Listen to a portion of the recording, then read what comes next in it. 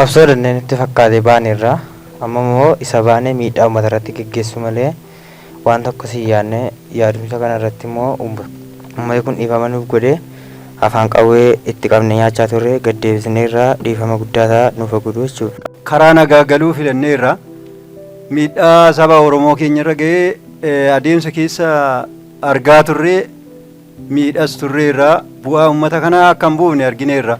Qaamni hubate kun immoo wal barbaadee wal waamee karaa nagaa kanaan akka galu nu ta'eera. Kallattiinsa nurkatti wal laalameennan akka uummati miidhamaa jiru jaarsaaf jaartiin jaarsummaan akka nu beekanitti nutti taasisuudhaan tuu gara nagaatti deebi'ee wayyaa uummati hin dadhabne qawween nurka jira kin dirqama fidiidha godhiif hin godhiin namni dhiire uummati waan meeqa ta'aa jira sammuun itti yaadee kan itti yaadu itti yaadee kan itti yaadne immoo bosona keessatti haafe kan itti yaadu immoo wal waamee dhufee gara nagaatti deebi'e. Qabsoon kun immoo qabsoo nama dhuunfaa qabsoo nama tokkitti qabsaa'aa ture jechuudha kanaan durayyuu Oromoon qabsaa'ee bilisoomeera ammayyuu. Qabsoon nuyi turre kan nama tokkitti turre jechaadha. Oromoon bilisoomee jiraachaa jira amma agarree bilisummaa jechuudha asitti dhufnee agarreeyyuu. Fumaa jooraa turre malee dhagageeyyuu. Kanaaf inni jiruyyuu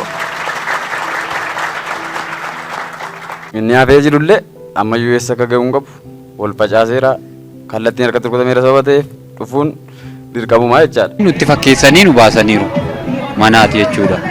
Dhuguma qabsoo dhugaadha jennee immoo baaneerra. Har'a immoo hubanne kana gidduutti kan miidhame uummata Oromooti. Haadha hiyyeessaa ilmaan hiyyeessaa tokkotu boo'e.